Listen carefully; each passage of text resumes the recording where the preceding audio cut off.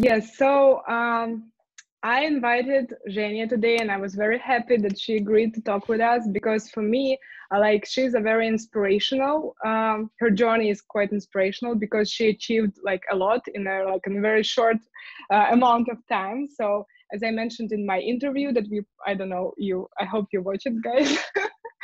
Yeah, yeah, it was my first attempt. So anyway, so she's like only 30 years old, and she's like she moved from Russia to America, which is also like a hard way. I know this. And she got the talent visa, and she not even worked for American company, which I think is all like great by itself, but she also like opened her own business, her own marketing agency, and now she's like a CBDO, and she will tell more us about it. So yeah, so I'm happy that Jenny is here, and maybe I will start and ask a couple of questions of myself, right, Bob, and then maybe everyone else could. Sure, and let's give her a chance to say hello to Yes. everybody and yes, the other general introduce thoughts. herself. Yes. Sure. Hi everyone, I'm so happy to be here and thank you so much for inviting me over. My name is Zhenya and basically the same as Evgenia, so we have the same name, but Zhenya is kind of shorter of Evgenia, and I've moved to New York 3 years ago already, and so yeah, I've started my own business a year and a half ago, and now I'm leaving New York. Actually, now I'm traveling, so we have this huge travel for 3 months already, and we will be traveling, I think, a month more. We're exploring different states because, like now, when everybody is working from their home or like from their, I don't know, like permanent home or not so permanent, it gives me really this ability to explore America more, because like New York is not America, and like not each city is not America. So it's really, I'm so grateful for this opportunity to be able to explore different states, different cities, different weather actually. So yeah, I think that's really nice. Well, welcome and thank you for being here tonight. Back to you, Evgenia.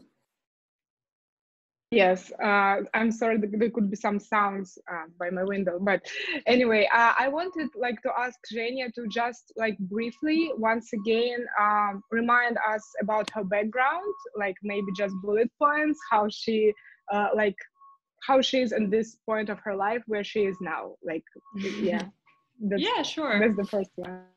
Absolutely. So, as I said, I moved to the US three years ago after receiving a job offer from a Los Angeles based, rapidly growing fintech startup. And soon enough, I was promoted there to marketing director, and I led like a lot of marketing activities for that company and for its clients. And then when we opened another office in New York, I was happy and jumped, and I was, I think, second employee in our New York office. And so I've been living in New York since then, and I'm really happy for this opportunity to be able to live in the city, because I visited that 5 times, I think, before I actually moved to the US, and I really loved it. And I was thinking that at some point of my life I would be I would be interested like living there and exploring this city, and so I'm really grateful for the opportunity to be actually there. Prior to that, I was working in different marketing agencies and tech companies back in Russia. So I leaded marketing communications in Danone, which is a French company, but it's basically worldwide. So that's a company that produces yogurts and a lot of other FMCG products, milk, and like all their other stuff. And also I've been working in Yandex, which is largest IT company in Russia. They're trading at NASDAQ, and basically I think it's like the most famous company, like IT tech company in Russia. And yeah, so then I got this job offer and I jumped to the plane and I was there. So basically, that's my story in a nutshell. Yeah, thank you, Zhenya. And there are also like so our program is for mass communications and journalism. So some people are more focused on journalism and have less, like knowledge about marketing. So I would like to ask you, like, also, like, maybe, I don't know, briefly or not very, just to explain in a simple, like, what you really do in your agency now. Yeah, so about like who are your clients and just the field that you're working. Absolutely. So we are a boutique marketing agency, which means that we are quite small and we work, like we have our niche. So we work mostly with B2B tech companies, mostly startups actually. And so we are focusing on launching their products, their digital products in the US market and also in Europe. And we've been working with those clients for a year and a half now, and I recently counted the exact number of clients that we've been working with. I think it's close to 30 right now. So yeah, which I think is quite good for our like small actually team. So we are a team of around 10 people right now, and we do have this great pool of collaborators that we can hire depending on the project. Like, so for example, if the project is in a fintech market, we can actually hire like someone who is very experienced in that field. So we try to actually craft our team and to be as flexible as possible for our clients. Yeah, I got it. That's, I think, very nice attitude, especially in this period of time, but we will probably talk about it later. And so the last one from me will be also maybe simple, but I think it's kind of important one. So you're like CBDO, right? So there is a CEO and there is CBDO. Could you like tell a little bit more about your like responsibilities and day-to-day, I don't know, work that you're doing? Absolutely. So as we're quite like small startup company, both founders, me and my co-founder Anna, we do share actually a lot of responsibilities. So I would say that my responsibilities are not only like specifically focused on business development, but like sometimes I jump into operational side of business. Sometimes I like jump into actually doing like marketing strategies and building brands. So pretty hands-on actually focus. But like the CBDO, I would say that that's mostly sales and actually a lot of sales process in this role. So a lot of first phone calls, a lot of Zoom meetings right now, especially.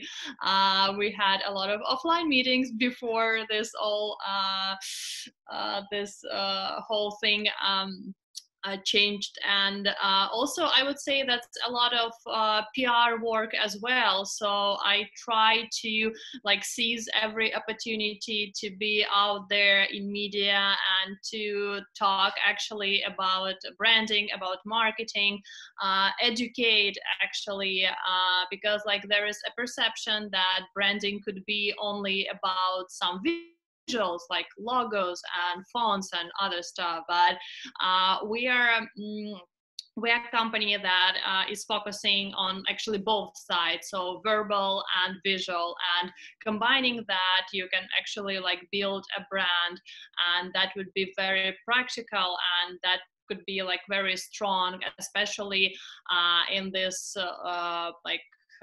tech market, tech industries. Thank you so much. So Bob, I think that maybe I will give the word for others. What do you think? Yeah, that sounds good. And can I start by asking, with a show of hands, I want our guests to see how many of you are working on a project that involves marketing. Raise your hand. All right, so as you can see, you have a lot of people there and they're dying to pick your brain tonight. So I'm going to get out of the way and I'll let you guys go for it. I'll jump back in later on. Okay? Yeah, sure. Thank you. I was wondering if I could maybe start just because my question isn't specifically about marketing. My question was just like, as a young woman launching your own marketing agency, what was like the biggest challenge you faced? Because I know starting your own business Yeah. can be very difficult. Yeah, it's a good one. Thank you so much. So for me, it was actually the whole operational part of this business, because previously I worked in like large companies where everything was set up, where I didn't need to think about how would I pay for my like to my employees, and how can I like operate with the whole team, and how to manage a lot of small processes like opening a bank account and hiring a lawyer and hiring a CPA and all those other questions. There were always people who were doing that stuff for me. So I had no idea about like the whole operational part of the business. So I was pretty good at marketing, at branding, but this operational bulk was actually a mess for first few months. So, and actually we do have two business in like one of legal systems and different like taxes systems and all that kind of stuff, and we needed to combine that into like one unity. So that was really challenging, but at the same time it was quite refreshing, because when I opened like this agency, I was, to be honest, quite tired of marketing, like doing this with my like own hands, because I had this like 10 or 12 years background in marketing. And I was, I think, pretty burnout, like with the whole idea of launching marketing campaigns and doing that once more and once more. And when I got all that new challenges, like new operational issues even, it was so refreshing, and it was so great to have them and to solve them.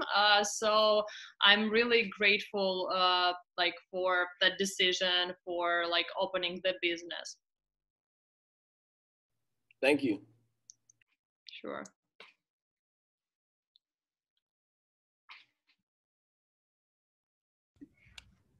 Actually, I'll go ahead and just bounce off what Devin was asking, because I think it's a great question. And right now, 40% of women are, own businesses still to this day. So it is still predominantly held by male executives. Yeah. So just kind of, again, bouncing off of that, I'd love to hear just, challenges that you faced with being an all-female executive team without the diversity of having kind of your male counterparts there. So how has that went? And, and I'm curious to see, like, what are some of the benefits you faced with having that, all female collaboration, and what are maybe some of the challenges that you get from lacking that? Yeah. So actually, like, to be honest, in America, I did not face like a lot of challenging of being a woman in business. So I would say that, for example, in Russia, I think it could be harder, because this whole like patriarch system where male should be responsible for everything and women should be cooking. I think that is a challenge. So it's quite inspiring how actually women are opening their businesses in Russia in these like unstable times. And so I would say in our perspective, our team is mostly female, but I'm not sure that it was some kind of intentional. So like me and my co-founder were women, and then we just happened to know a lot of talented women, and we wanted to collaborate with them, and then we hired them. And so in our team, there is a designer who is male, and I would say that's it. So out of our core team of 10 people, we have one male. So we're pretty female-oriented company.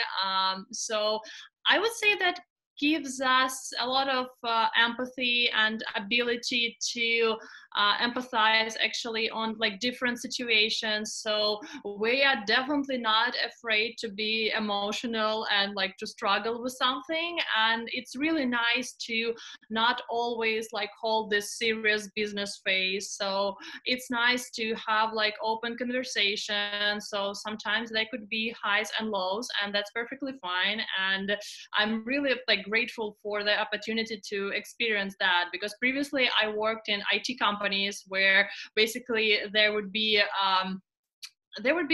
a lack of women in that field, I would say. And so you never supposed to act emotional, and I would say God forbids you cry, so that would be like an awful situation. So, and you try to hold it till the last minute and like then burst it in the elevator or something like that. So like we all know that, and I'm really happy that in like my company we're not trying to basically like face this challenge of not experiencing like the whole female strength, I would say, because I would say empathy and emotional like behavior could be actually beneficial for the business too. I want to be the next. So hi Nina, I'm Tianshu. Nice to meet you. And actually, first I want to mention that I'm really inspired from your interview, especially when you talk about don't be afraid to ask help, because you never know. Like I mean, other people may always be helpful and friendly than you think.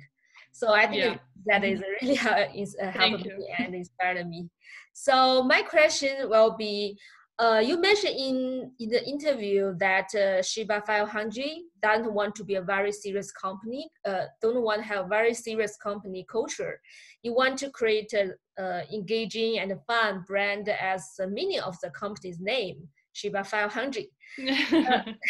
But your clients are B2B tech companies. So normally in people's stereotypes, the B2B industry is serious, complex, or even a little boring, because this industry usually have more serious tone, and especially compared to the B2C industry. So my question will be, how do your company convey your brand personality to your B2B clients? And in other words, compared to other B2B marketing agency that seems has more serious company culture, how do your company find and refine your company's competitive advantages? Yeah, that's a very great one. Thank you so much for this. So I would say that actually we see this as an opportunity to stand out, especially like in this B2B serious market and serious industry. So we are like trying to combine our not so serious, I would say, brand with the very serious like processes and very serious like research and strategy and all that pretty much boring stuff with this not so boring name and like not so boring personalities. So I would say like we're joking that we are trying to make the research sexy again, because basically a lot of companies have this perception that if you really like need to have like a market research, you need to like spend hundreds of thousands of dollars, and you need to like spend months, like 6 months, a year to like have this in-depth market report. And what we did basically, that's actually what we been working on like for the whole time we were trying to basically adjust those very serious processes to the new very like rapid and like diverse startup industries. So, and what we do this the whole like market research I would say in like 2-3 months, and it doesn't cost like the way it costs in like real research agencies. And I would say that's an opportunity for not so big companies like young startups to actually have this at their plate as well, because they need to have the market research before building brand, before building strategy. And quite often they're afraid to even say those words like research strategy, because they don't have time, they don't have money for that, they're growing so fast, like too fast to do something like that. And we are educating them on how it could be done. So it could be done quite fast, and I would say not so expensive as like the perception about that is. Thank you. Sure. I have a question. Like, as someone that not from America and working in America, when you first come here, there must be a lot of like disadvantages because of the difference in culture and all that. But I want to ask, did you ever actually take advantage of being different when you're in America, and it helped you like be unique and distinct from everyone else?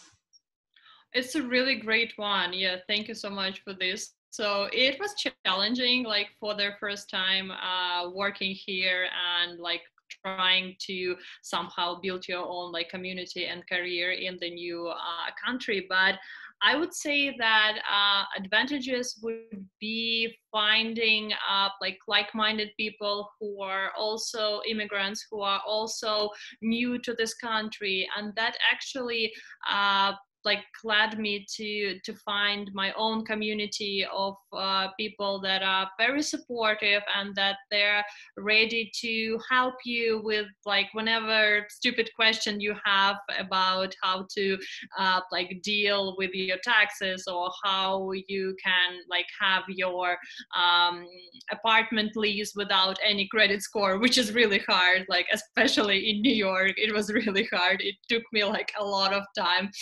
I would say that that was my second full-time job, finding an apartment without proper credit score, because it was really hard. So, but at the same time, it gave me like really I would say benefit of asking those stupid questions, because I can like always say, okay guys, I have no idea, we like managed that another way in Russia, so could you please help me, could you please explain me? So I would say asking for the help and the ability to ask for the help was my key benefit in this whole like quite challenging process. Thank you so much. Sure. I have a question. So piggybacking off of Tianshu's question about how like the title of your company and all of that, and you talked about you had to like adjust the serious process to startup industries. I guess my question pertains to B2B influencer marketing. I wanted to see if your company, since it works primarily in B2B tech, if you guys utilize influencer marketing in your space, and how do you integrate it into your strategies, because it's new and it's trendy. And yeah, it's a very like practical one. Yeah, so we for sure do implement the whole influencer marketing in our strategies. And for example, in fintech, in like blockchain industries, it's huge. So basically, that's quite, I would say, still small community of like those opinion leaders and influencers. And if you are working with them, and if they are eager to talk about your product, not in the advertising, should buy that or you should invest in that. But in the way of telling about the product itself, how that product could like change or disrupt the market. So I would say that working with the influencers, especially in fintech and basically in other techs as well, that was crucial for pretty much every strategy that we did. And that is basically, we also we started to work with podcasts advertising as well, because we saw how podcasts are growing, and we've seen that opportunity as well, because like if you are like targeting right hosts and the right podcasts, that could be a great opportunity as well, because they're not so spoiled with like advertising right now, and that gives you a really great benefit of doing that first. Great, thank you. Sure. I have a question. First of all, thank you for coming, Zhenya.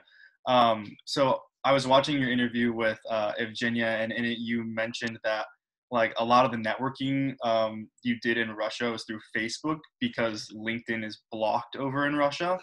And so I've used LinkedIn a lot, and like personally I haven't had any like crazy success, though I know like a lot of people have.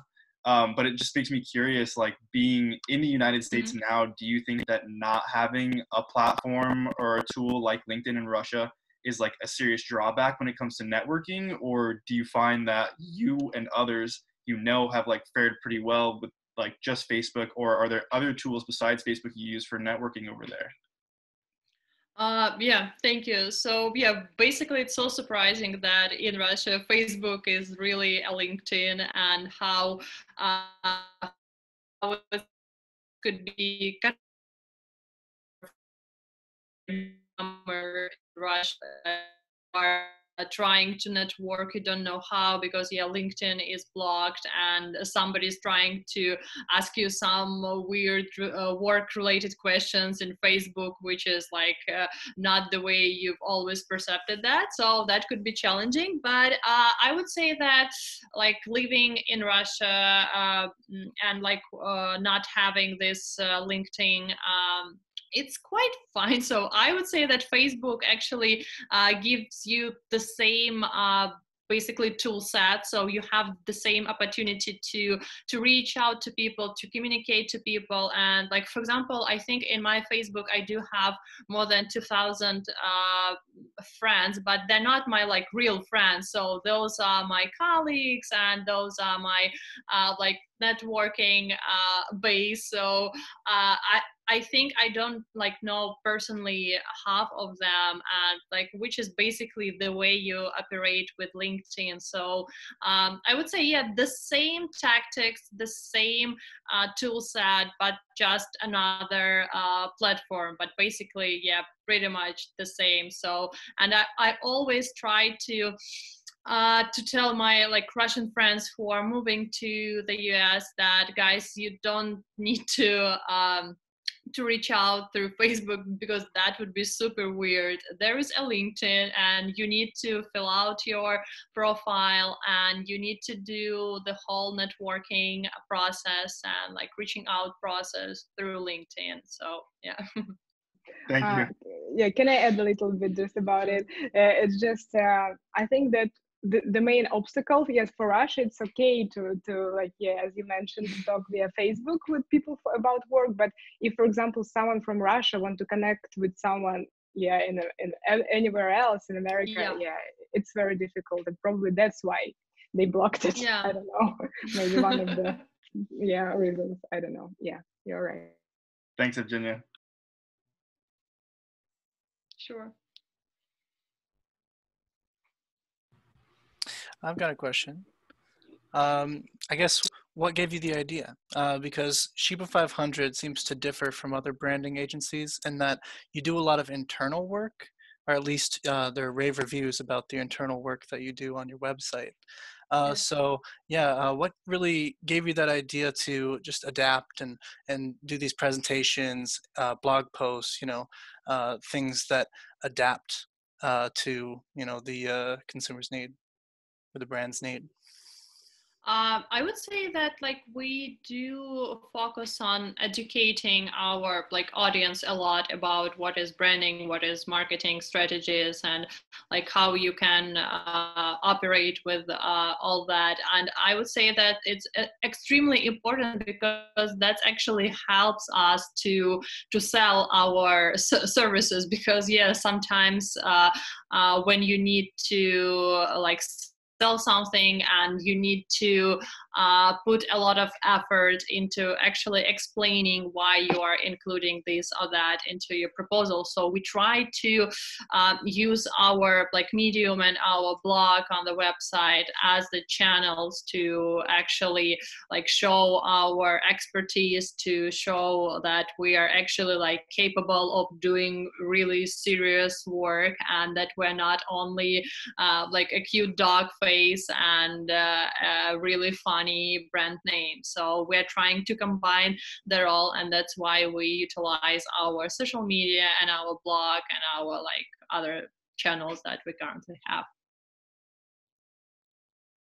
Yeah. So what gave you the idea to do more like internal work than say like other companies? You seem to do like presentations and posts for these companies. I would say that we see the need for those services. So like we see that the companies are actually like the companies and our potential clients are really interested in this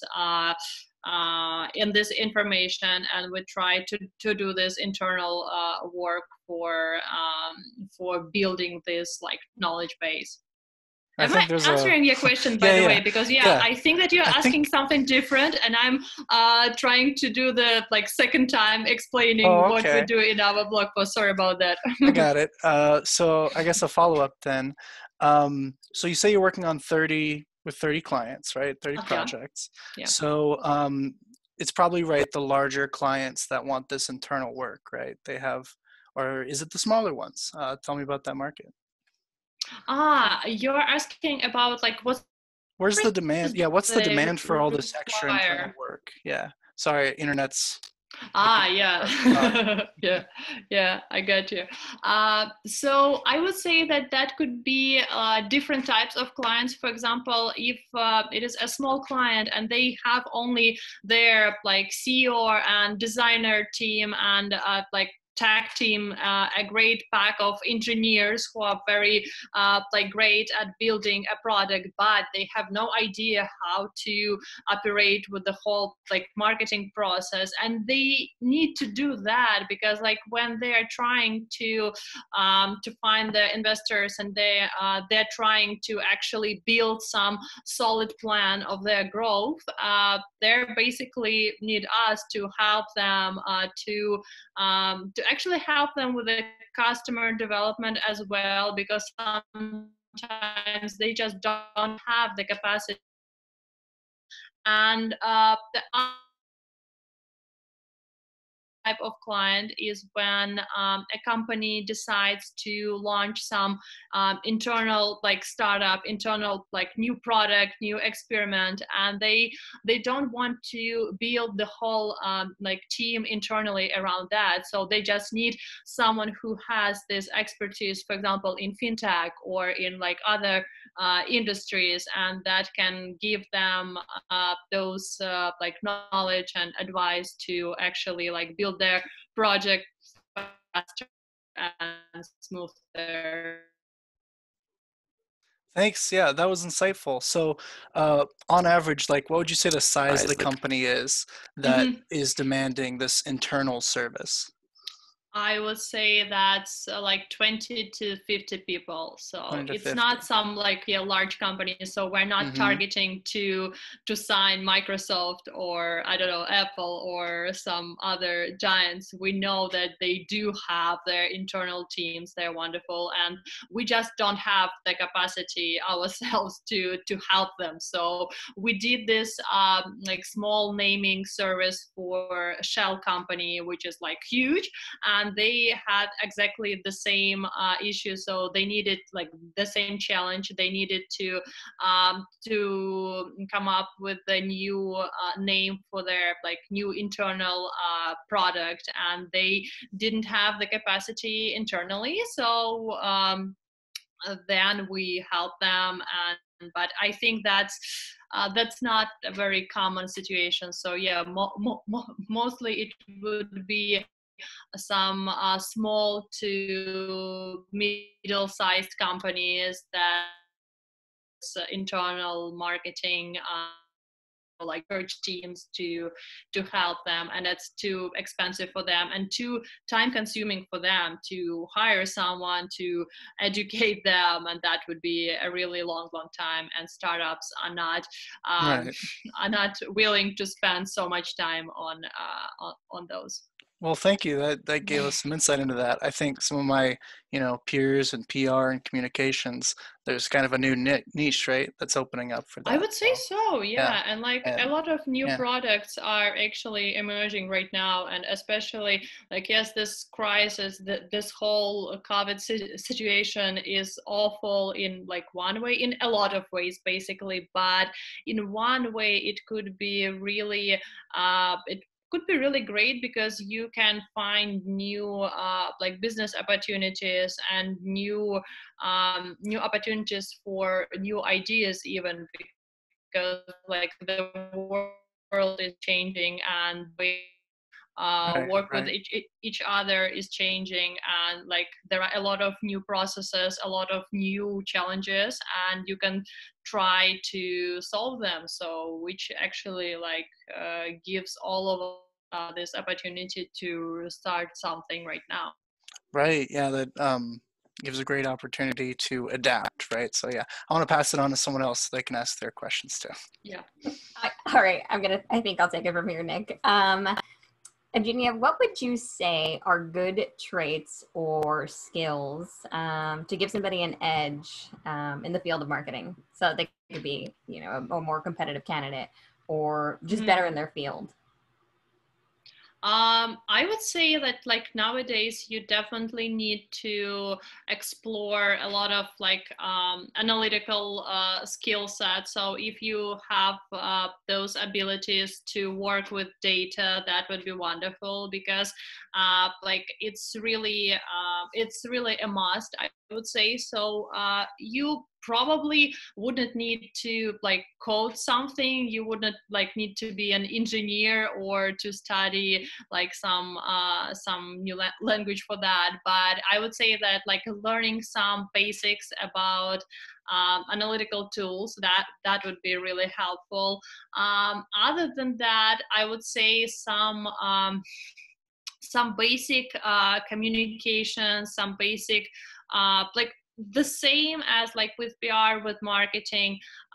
It would be very beneficial if you are like full of empathy, if you are pretty much like people-oriented person, because basically you would have to talk with a lot of people and pretty much every day. So I would say that could be like challenging. So if you are not so into that, so but actually that could be that could change as well, because to be honest, like 10 years ago I didn't consider myself as an extrovert, as like a lot of talking type of person, but that changed. So I would say that if you have this interest in marketing, in branding, and like building new products, and you can basically learn everything. So it's not something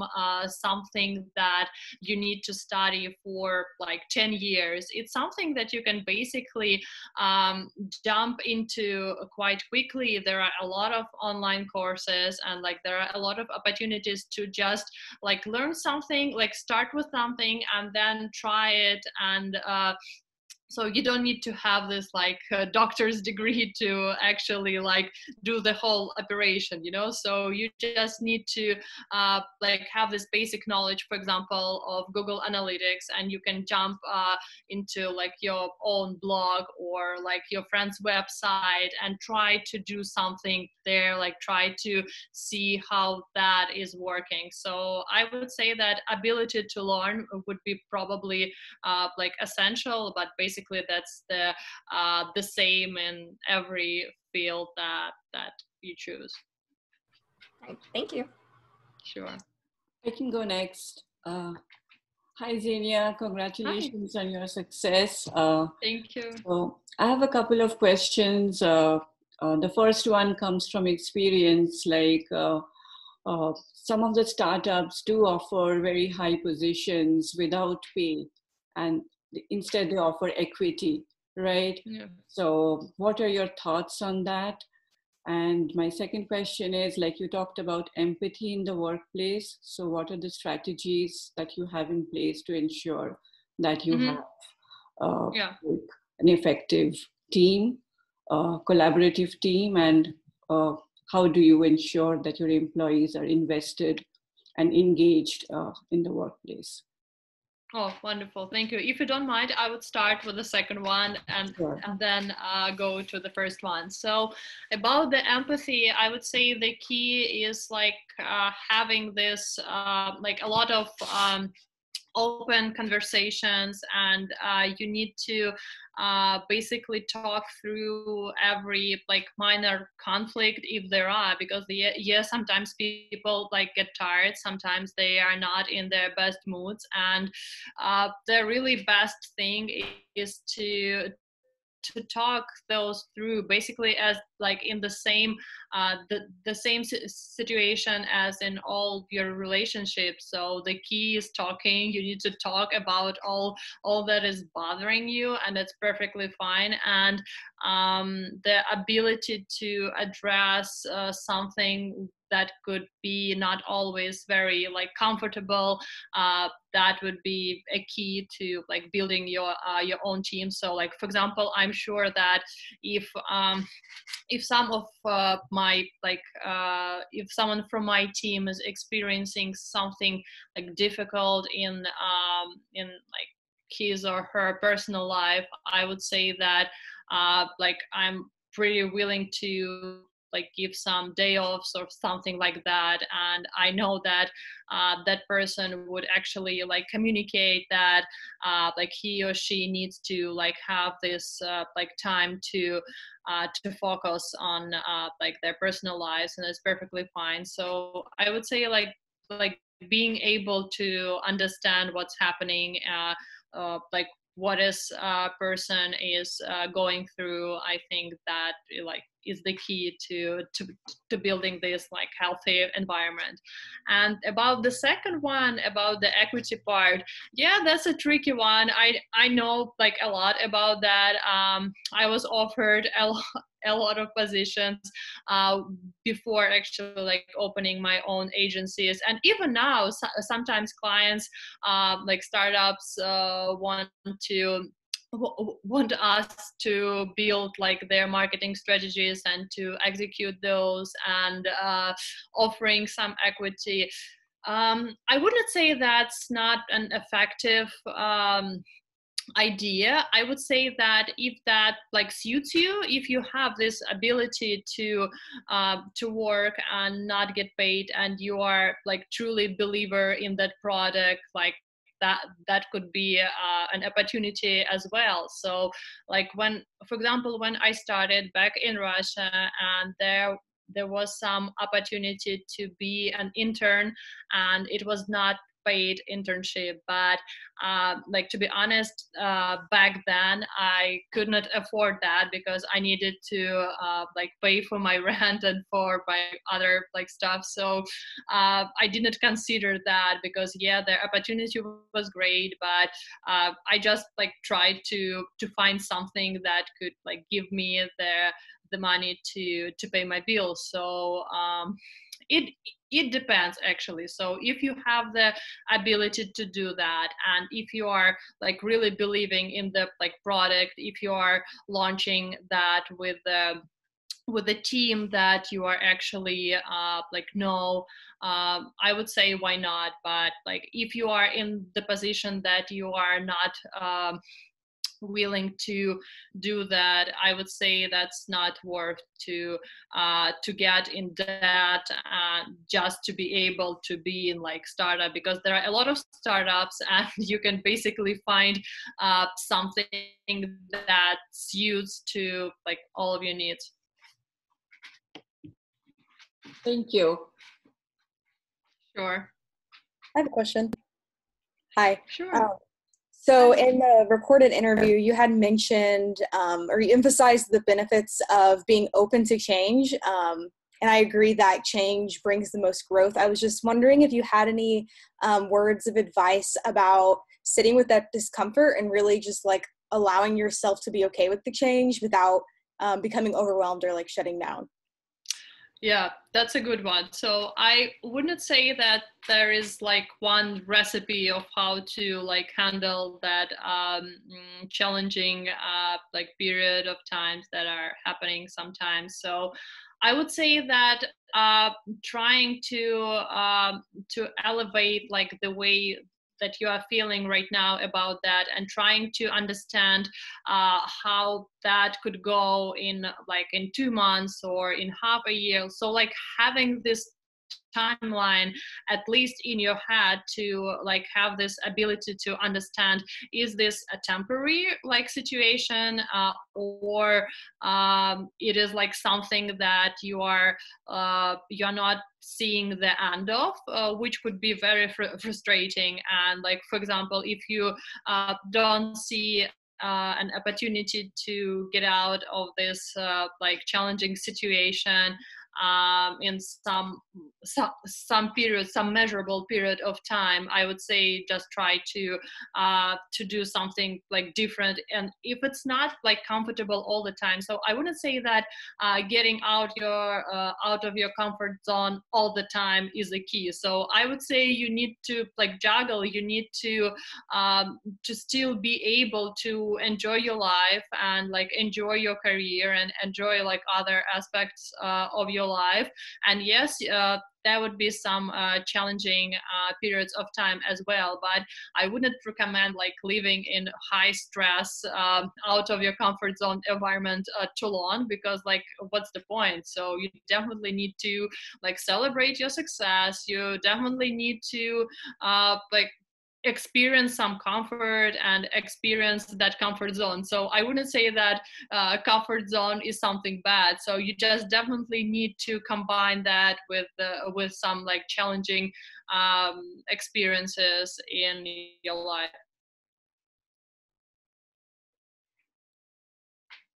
I have a question.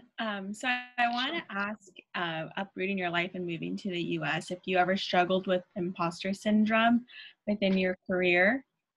Yeah, right now. So basically every time. So I don't know, like I actually, I'm not familiar with the person who did not experience that. So during like my career, I'm constantly like experiencing that. I'm tired of fighting that. I'm just acknowledging that is like what it is, and that everyone is experiencing that, and that is perfectly normal. So I would say that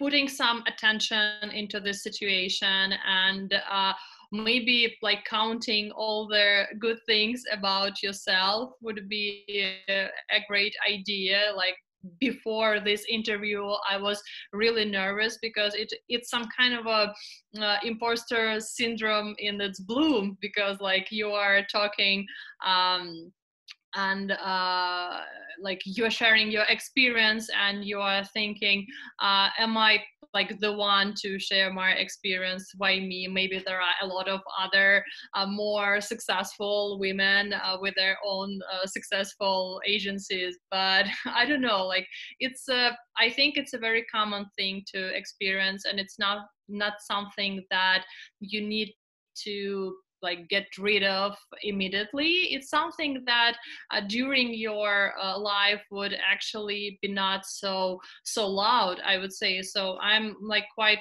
comfortable living with that. I know like sometimes that could be emerging, and like the most of the time it's like gone somewhere, and I'm pretty happy with that. So I would say, yeah, really very common thing, and everyone is experiencing that.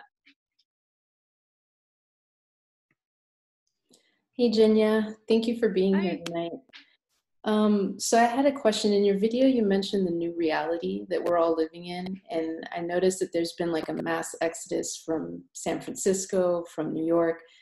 In this new reality, do you think that these cultural hubs are going to start to kind of dissipate and go out into the rest of America, like other states? I would definitely, I think that it would definitely like change the way we used to live, for sure. I wouldn't say that that would be very like too different to what we've been experiencing before, because like not everyone is pretty like was pretty happy with the like rent, with the cost of the rent in San Francisco or in New York. And like there are a lot of people who tried even before this whole like COVID crisis, they tried to move somewhere and like live somewhere and like still be able to work for like big tech companies, small tech companies, startups. So I would say that that trend is actually like not new. It's not something that was born right now, like half a year ago. So but it's definitely blooming, and it's definitely like growing right now as a trend. So I would say that for sure New York and like San Francisco and other cities, so like I don't know, Chicago and others would still be pretty much the same. So everybody is like living the way they want to live, and if they want to live in like New York, they would try their best to do that. And if some people want to live in like rural country in some I don't know, like Utah or Montana, it's actually lovely there, and I love it so much right now during my trip. And I could really relate to the people who are moving there. And the really like good thing that that is happening right now is that like finally pretty much everyone learned that it's fine to work remotely. It's fine to work from whenever you are or wherever you are. So I think it's that's the new normal, and that's a really great thing that is happening. It will not be that crucial of a change, but I still see that as a good thing. Thank you so much. Sure. I think Christian has disappeared on us. He's the only one who hasn't asked a question, and I haven't seen Tyra tonight. Can I ask a question? Sure, yeah, Cool. Absolutely. They'll tell you I normally don't speak much, but I'll try. 100% remote team a year before the pandemic. That qualifies you as a visionary. You figured out long before this annoying year that would be something that would be worthwhile. Talk about that process a year ago when we didn't have a pandemic and people probably thought you were nuts. Actually, yeah, we had that a lot. So we had this like perception of the agencies that should be on like Madison Avenue and like their fancy offices and like with the pretty details. And I would say that it was really challenging for us to explain that, hi guys, we're pretty serious. We will not disappear, even though we're a remote team. So I would say what helped is basically building building some like great cases, and which we can share with our potential clients, and showing them that even though we are a remote team, we are pretty serious with what we do, and that's the result. So I would say that helped a lot. So like first 2-3 clients, like to actually onboard them was a challenge for us, but after that it was much easier, because like our potential clients, they saw how we operate with with our previous ones, and they I think they were not so scared that we can just run away and like with all their money and like just disappear and forget about their like marketing needs. So that was challenging, but I think it was really great, because we can like not having an office and not having a lot of operational costs because of like doing the whole remote team, that gives us a benefit hiring really like great experts all over the world. So because like to hire someone in New York, that could be very expensive for the company, and meanwhile we can hire someone from Ukraine, we can hire someone from Russia, from Europe, from basically every and each country, and that gives us a really great opportunity to work with wonderful collaborators and introduce them to clients. And that was actually a great trusting point, I would say, because those experts, they did build already a lot of great products and they had wonderful portfolios. And if like we are trying to hire someone that level in New York, we should pay them much more than we are like paying for a remote person. So I would say that basically gives us some benefit, and in terms of pricing as well, because we can like show the same great expertise but not the same great costs as the New York based agencies. So I would say that really helped us, and that helped us to like move forward. And when this whole crazy pandemic happened, we were pretty much ready with our like processes, with the whole tech setup. So yeah, that's very good, and that's one of the things I wanted to make sure that our students thought about. In the future, there are going to be some unexpected thing that you might be on the cutting edge if you think about it now versus when it comes at us. The other thing I was going to ask you about is collaboration is a very important part of your enterprise. I've been reading a lot about what you do, and it's very impressive. What happens with conflict management? You're working in teams, some of you are in different locations, and some of us are creative and we're going to hold our ground because we think we ought to go this direction, and somebody else is going to push in the opposite direction. What are your thoughts on conflict management? Yeah, that's a good one. So sometimes conflicts are happening and you can't avoid them. Like, for example, in basically the same as in every relationship, if you are avoiding conflicts, then you should expect something much worse happening in the nearest future, because you absorb all the negativity and all those like struggling, and then you burst into great scandal. So we just try to deal with the small conflicts for them not to grow to like catastrophic ones. So I would say, yeah, the key is just to discuss, and sometimes I don't know, like compromise. So basically just open talking about what's bothering you. So if you are like if my co-founder is thinking that we need to, like, I don't know, like hire a new employee, and I'm not sure that from the operational perspective it would be a great idea to do right now, we can just juggle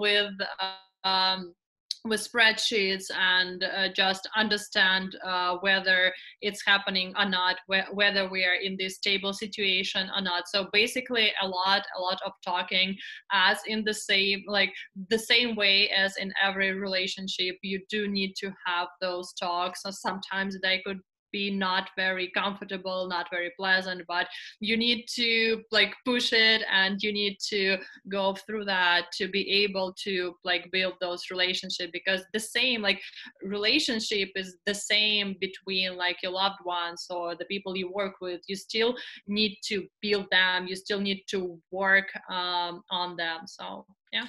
So in other words, conflict avoidance doesn't get you anywhere. It just delays the problem. Exactly. Yeah. Very good. You brought up the point earlier about starting up an agency where you notice most of your employees are women, which is a wonderful thing. But what have you found when you go outside your agency to another company or to make a pitch or do an analytical report, and you have all these men talking to you and all these men evaluating you? Do you feel pressure of any kind that you think is unfair or unreasonable? Actually, not right now. Like, to be honest, during my first job here in US, I experienced a lot of support from my male coworkers, and that actually gave me that confidence to go through a lot of meetings with our like clients and with our potential partners, etc. So like, to be honest, back in Russia, it was challenging. Like, there were some jokes or somebody that is not taking you like serious because you're a girl and you should be cooking, you should be doing some other stuff, not doing the research for the big guys. So yeah, that happened. But I don't know, like, if you like get upset at every situation like that basically that would not be very effective. So I would say that the key is to overcome that situation and to be very transparent, to say that like, stop, it's not comfortable for me, or like, let's discuss it. So like, try to actually talk about that situation, why that joke is not so funny, and you're not laughing at that, so why it is. And I would say that here in US I'm not experiencing that. So maybe because I don't know, maybe because America is actually quite ahead in this like gender equality than we are in Russia. I don't know, like, it's actually, I don't know why, but maybe I don't know, maybe I didn't experience some kind of a open confrontation or something like that. Maybe some guys were thinking that, oh, what she's talking about, she doesn't know anything about marketing or research, but they never communicate that. So I don't know, I felt pretty confident sharing my thoughts and discussing all those like marketing strategies and brand development processes too. Very good. Very good. Thank you. Evgenia, I don't want to take over. I'm going to give it back to you, but if anybody else has other questions, now would be a good time.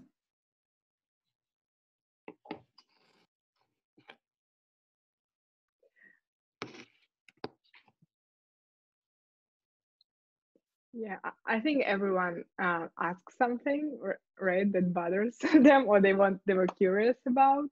Mm-hmm. Yeah, I just wanted to thank Zhenya. I just love the way she talks, the way she and the way she's building her career and her attitude in general, like in work and with other people. So yeah, I guess I asked for myself pretty everything. Like, well, that's so, okay. Yeah. Anybody else? I know some people haven't asked the obvious question that I always expect. So I'm waiting to see if anybody's going to ask her. Which one? Well, I'm curious. There's many of them. You could ask about Black Lives Matter. You could ask about, what about income? What kind of money are we talking here? We're also talking about this notion of this industry is always dependent on good writing skills, good critical thinking, good collaboration. Doesn't that drive you up a wall when you can't find people who can't spell? Basic concepts, anything like that. Your questions. I guess you were saying it's a low overhead. So what is that low overhead?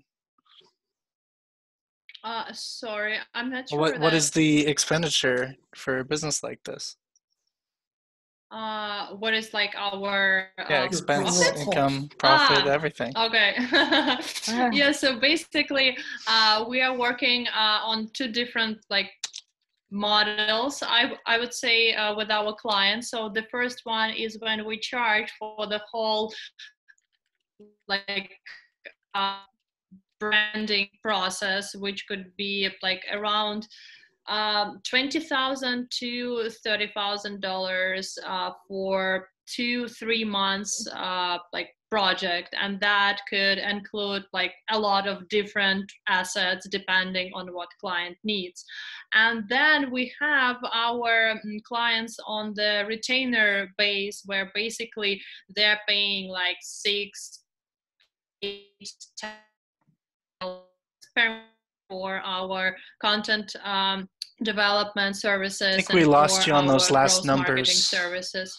Can you? We lost you on those last numbers there. Yeah, can you repeat your numbers? Yeah, sure.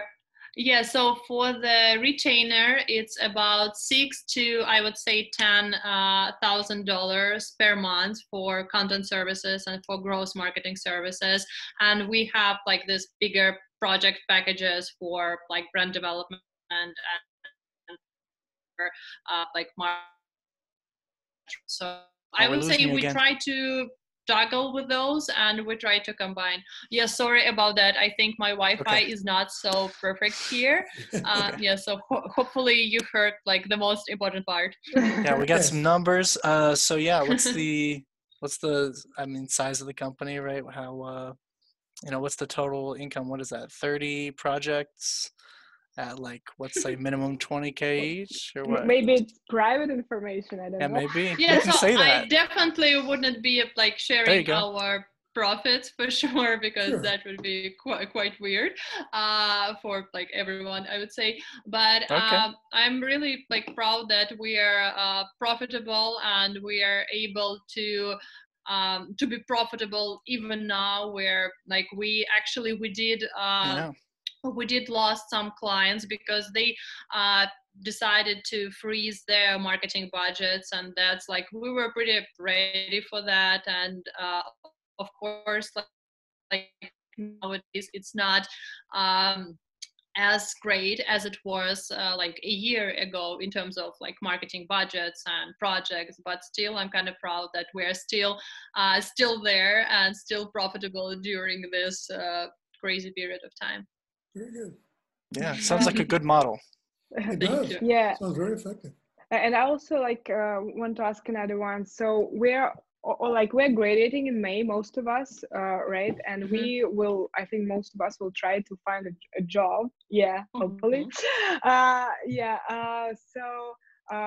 you were accepted to the job in the US, so you obviously like talked with someone, you have like kind of interview, or so maybe you have some advice, like what or for example, if you would hire someone now, what like skills will you be, like you mentioned like the analytics, right, communication skills, but maybe something like practical, I don't know, like what are the key things to have a job right now, especially in this hard situation? I would say that like the key instruments would be everything in digital. So basically like trying to learn how to operate even on like small budget, because like the budgets are not that large as they were before. So you just need to adapt, and you just need to be able to do multiple things, like not only like doing social media, but trying to like learn some other channels and instruments, so you could be like much more diverse in your experience and in your abilities that your competitors. So I think that the key is to try to learn as many practical things as possible, because like nowadays a lot of companies, they are trying to hire less but like more valuable for their company. So I believe that the key would be to try to get as many practical skill sets as possible. Yeah, I think you're right. Thank you. Multitasking. Other questions for our guest? Other questions? I guess I'll ask. So would it be okay if we would like connect with you on LinkedIn or any other, I don't know if you have a LinkedIn. Yeah, I do. Yeah, I do have Facebook. I do have LinkedIn. So yeah, feel free to add me. It would be wonderful. I'm always open to that. Sure. Yeah. All right, before we break and say thank you to our guests, I just have a timely question. So Russia versus the United States seems to be a theme in this presidential election. How is our election? God, yeah. How do you see our election unfolding, especially from Russia's perspective? How do you think they're looking at us?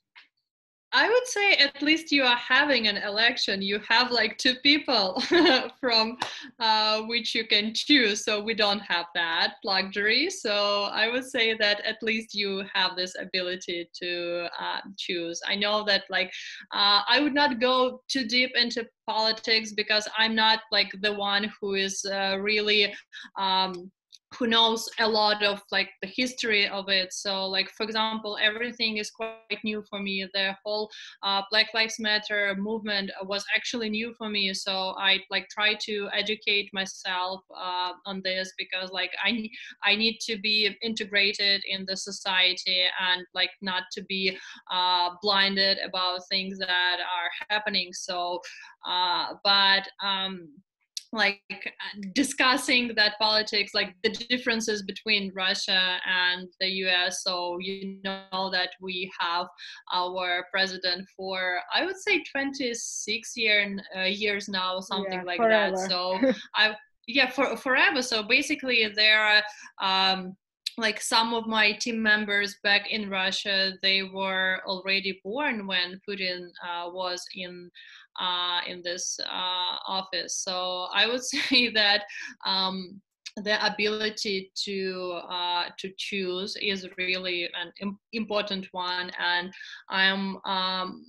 I wish that like in some years we do have this opportunity back in Russia. So like we have at least a few candidates who can actually their strength and show their show us their plans for the future, because basically I have no idea about plans of our like current president. So I never seen a program, so I have no idea like what are the promises. So I don't think that that's a thing right now. And I'm really wishing that in like some time there would be some other opportunities for people to at least like try to go to politics and not be afraid to get poisoned or like some other horrible things. Right, exactly. Like we just saw in 60 Minutes last night, the person in Russia. You mentioned something real quick that I'm just going to come back at and say, congratulations. It's important, if you don't know something about Black Lives Matter, it's a very good idea to learn about it before you get out there in the job market. You could be asked about it. It may affect your clients. It certainly will affect your overall interaction with society. Yeah. So Americans are learning that even though this protest may not be something that they're physically involved in, if they don't understand it and can't communicate about it, they could be hurting themselves. Yeah, completely agree. So it was really, it was great that some of my American friends, they actually told me about this movie documentary on Netflix, 13th, right? Yes. And so it was really eye-opening for me, because like I was like never raised in the US, so I had no idea. I like learned some stuff from movies or like from internet, but that really gave me another perspective. And also I'm reading right now a book of Michelle Obama, and I'm so surprised to learn about like the whole challenges that she needed to overcome, like for example studying in Princeton, like being one of like several Black people there, and like the attitude that she experienced was not so great. So I would say that it is really it's so important to educate yourself, especially if you are like new to the country, to the history of this country, and to the like problem that the country is experiencing right now. Beautifully said. You know, I'm thinking of retiring and moving to Spain, so I'm going to take your advice. I'm going to learn everything I can about Spain. And if they allow me, I'll even run for office. We'll try that. We'll see what happens. Oh, that's wonderful. My co-founder, she's living in Barcelona, so she's living in Spain. So I would love to ask all of the like questions, where to live, what to eat, and where to go. So yeah, feel free to reach out. Definitely. Thank you so much. And Barcelona is my heart. I love Barcelona. Yeah, Barcelona is wonderful. I love it too.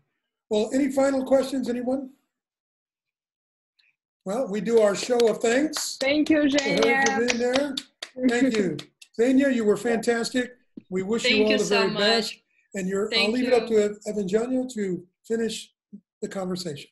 Yeah, I'm just thankful. I'm so happy that I could like introduce you guys and just to have this experience, you know, online tonight. Yeah, and I agree with everything that Zhenya said. So it should just give me motivation to graduate and do more in my life. Yeah. Thank you so much. Thank you so much for having me here. It was a pleasure talking to you and asking and answering all the questions. And feel free to reach out, LinkedIn, Facebook. I'm not opposed to Facebook. So yeah, feel free to text me wherever you want. And have a great rest of your lecture. Thank you. Yeah. Thank you. Thank you. Bye. Thank